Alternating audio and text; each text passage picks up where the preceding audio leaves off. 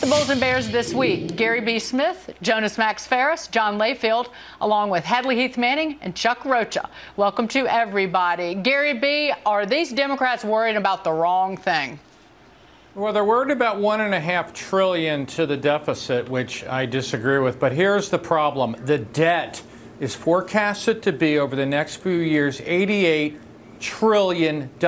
It's inescapable, and here's why. 92 cents of every dollar the government takes in, they spend on entitlement programs, Social Security, Medicare, Medicaid, plus interest. You know what those are forecasted to increase over the next few years? Social Security, 62%, Medicare, 73%, Medicaid, 45%. Dagan, the problem is not tax cuts, it's not tax revenues. The problem that we have this big entitlement program monolith moving through, increasing. Over the next 10 years, if you include state and local spending, the government total, federal, state, and local, will spend half of everything we produce. That's the problem. I'd like to see those Democrats, Hadley, stepping up and talking about cutting spending. Well, I'm glad to see Democrats who are concerned about deficits and concerned about the national debt. You know, this shouldn't be a partisan issue, and I hope that Republicans will take the mantle of fiscal conservatism on in 2018 and that they will address many of our entitlement problems, our spending problems, because we have a national debt and we have deficits year over year, not because Americans are taxed too little, but because Washington spends too much. And I think the American people understand that. So cutting spending has to be a priority. Well, John, where were the Democrats a year ago worrying about that $10 trillion in additional deficits over a decade?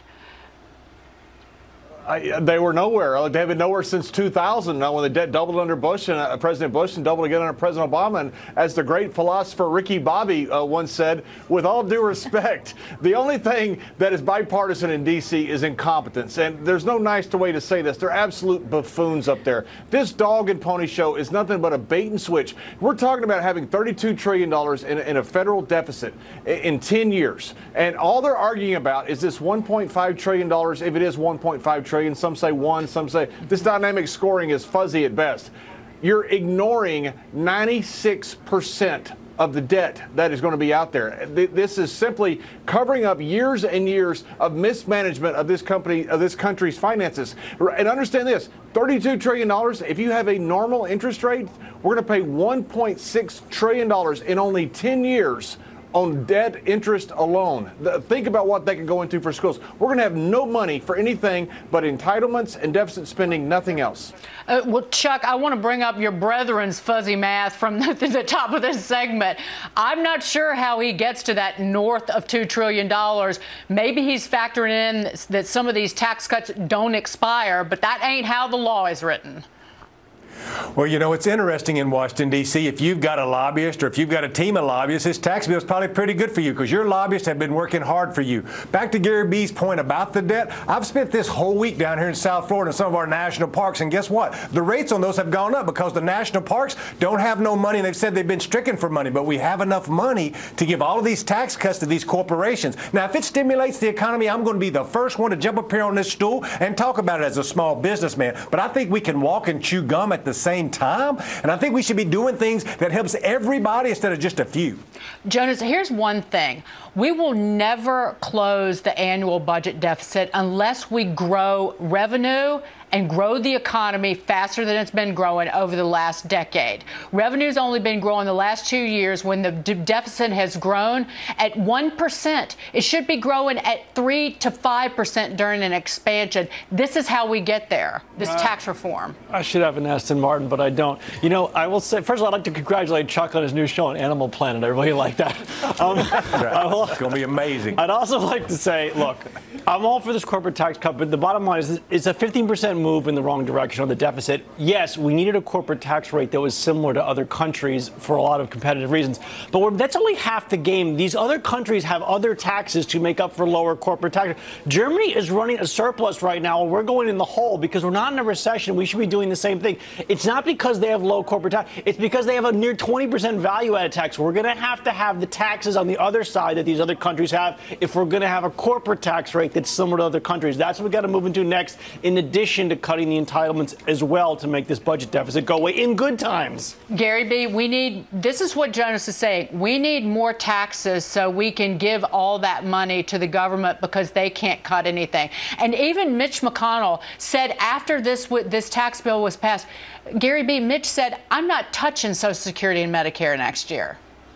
It's ludicrous. I guess if you have the feeling that, like I'm sure Chuck does, that the government should be mama bear and we give our money and they take care of us, then maybe, maybe we should give 100% of what we make to the government because they know best. But the problem here is, Chuck, even if I was taxed at 100% and everyone else has, it still wouldn't fix the problem. You talk about helping everyone out there. What are you talking about? Helping the people that already don't pay any federal income tax? They already get help through child assistance, through tax credits, through Social Security, through Medicare, through Medicaid and stuff like that. We're talking about people that actually pay taxes. But the problem is, it's not taxes. You have this thing called Social Security that was not started out to be a person's sole income. But slowly along the way, we've allowed the government, through default, as John would say, through being numbskulls, to be mother and papa bear and take care of everyone. That has to stop. And if it doesn't stop, if we're happy with that, then you have to be content with being the new Greece. If you even say Schmedicare, Chuck,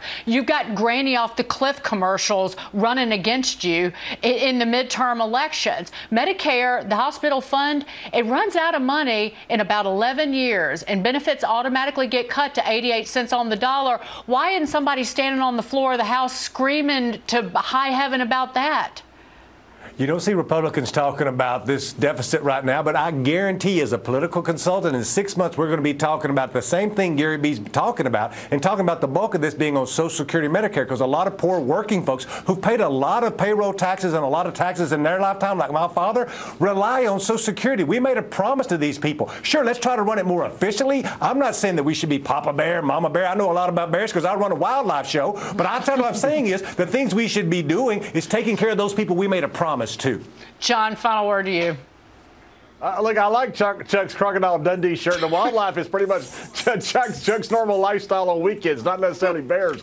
But the problem we have is not revenue. We're at 19% of revenue for tax revenue coming into the Treasury of GDP. That is about all the economy can take. We went from $2.1 trillion to $3.2 trillion under President Obama, and we're still running an $800 billion deficit. You could add a 20% value-added tax. You could add a 100% value-added tax. These people in Congress cannot balance a checkbook, and the more money they get, they're going to spend twice as much. That's the problem we have. We're looking at $32 trillion in 10 years. This tax bill, whether it's paid for or not, is a fraction of that problem, and a small fraction, less than 4%.